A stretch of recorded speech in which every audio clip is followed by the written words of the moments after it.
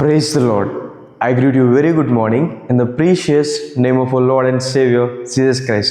మన ప్రభువును రక్షకుడైన యేసుక్రీస్తు నామములో మీ అందరికీ శుభాలు తెలియజేస్తున్నాను. ఎలా ఉన్నారు? మీరు అంతా బాగున్నారా? మీకోసం ఎల్లప్పుడూ ప్రార్థన చేస్తున్నాను. మనం ఆరాధించే దేవుడు ప్రార్థన ఆలకించువాడు.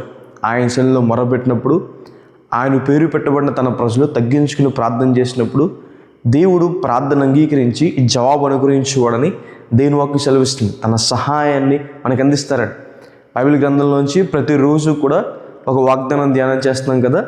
ఈరోజు కూడా ఒక వాగ్దానం ధ్యానం చేద్దాం. బైబిల్ చదివిన వాళ్ళంతా ఓపెన్ చేయండి. రోమీయులకు రాసిన పత్రిక 8వ అధ్యాయము 1వ వచనంలో రాయబడింది, క్రీస్తు యేసునందు ఉన్న వారికి ఏ శిక్షా విధియు లేదు. హల్లెలూయా. పాపం చేయడం ద్వారా మానవుడు శిక్షకు పాత్రుడయ్యాడని. ఆజ్ఞ అతిక్రమమే పాపం. దేవుడు చేయమన్న పని చేయకపోవడం, దేవుడు చెయ్యొద్దన్న పని చేయడమే పాపం.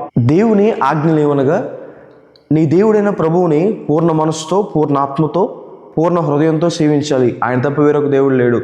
నిన్ను వలె నీ పొరుగు వారిని ప్రేమించాలి. అబద్ధం ఆడకూడదు, దొంగలించకూడదు, పొరుగు అనేది ఆశించకూడదు, వ్యభిచారం చేయకూడదు, నీ తల్లిదండ్రిని సన్మానించాలి. వీటిని మీరి బ్రతకడమే పాపం. సొదొమ గొమొర్రా పట్టణాలు పాపం చేయడం ద్వారా భయంకరమైన శిక్ష గుండా వెళ్ళారని. అననీయ సఫీరా అబద్ధమాడి వెంటనే చనిపోయారని దేవుని వాక్యం సెలవిస్తుంది. నోహు గారి కాలంలో ప్రజలు పాపం చేసినప్పుడు దేవుడు మహా జలప్రళయం తీసుకొచ్చి వారందరినీ దేవుడు నాశనం చేశారని.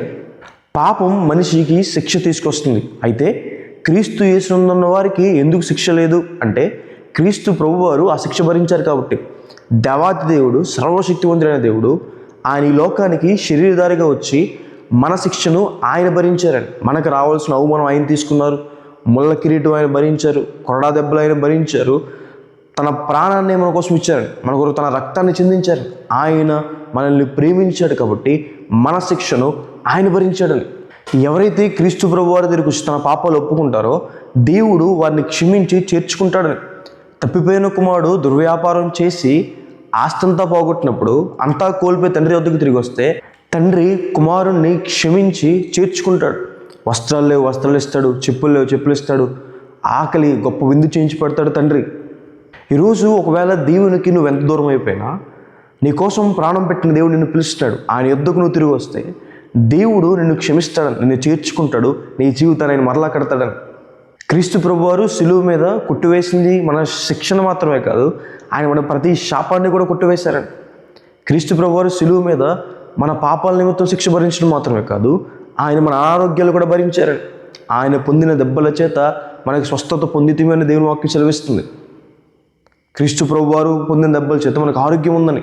అలాగే క్రీస్తు యేసునందున్న వారికి సమాధానం కలుగుతుందని దేవుని వాక్యం సెలవిస్తుంది.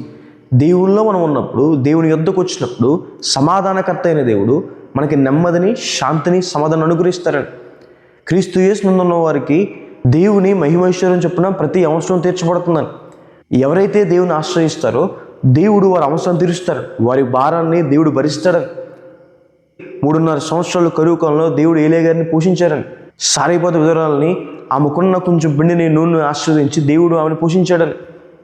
మొరియా అనే పర్వతం మీద బలికి కావాల్సిన పొట్టేలను అబ్రహాం గారికి దేవుడు చూపించి దేవుడు అక్కడ అబ్రహాం గారికి ఉన్న అవసరం తీర్చారు. ఈరోజు మన జీవితంలో ఏ అవసరత అయితే ఉందో దేవుడు దాన్ని తీరుస్తాడని. హన్నా గారికి ఉన్న అవసరత సంతానం, దేవుడు ఆ సంతాన విషయంలో ఉన్న కోరిక విషయంలో దేవుడు నెరవేర్చాడని. క్రీస్తు యేసునందు మనం భద్రపరచబడుతున్నాం, క్రీస్తు యేసునందు మనం కాపాడబడుతున్నామని దేవుని వాక్యం సెలవిస్తుంది. దేవుడు మీకు అగ్ని ప్రాకారంగా ఉంటాడు, ఏ కీడు దరిచారకుండా దేవుడు మిమ్మల్ని కాపాడుతాడు. మీ రాకపోకలు యందు, మీరు వెళ్ళే పనుల యందు, అన్ని విషయాల్లో దేవుడు మీకు తోడుగా ఉంటాడు. ఆయన మీకు అండగా ఉంటాడు. తన రెక్కల నీడలో దేవుడు ఎప్పుడు మిమ్మల్ని దాస్తాడని. క్రీస్తు యేసునందు ఎన్ని మేళ్ళు, క్రీస్తు యేసునందు ఈ శిక్షా విధి లేదు, క్రీస్తు యేసునందు సమాధానం, క్రీస్తు యేసునందు అవసరాలు తీర్చబడతాయి, క్రీస్తు యేసునందు మనం కాపాడబడుతున్నాం. మనల్ని ప్రేమించిన దేవుడు ఆయనలో జీవించేవారికి, ఆయన యొద్దకు వచ్చేవారికి శాశ్వతాలు ఇవి.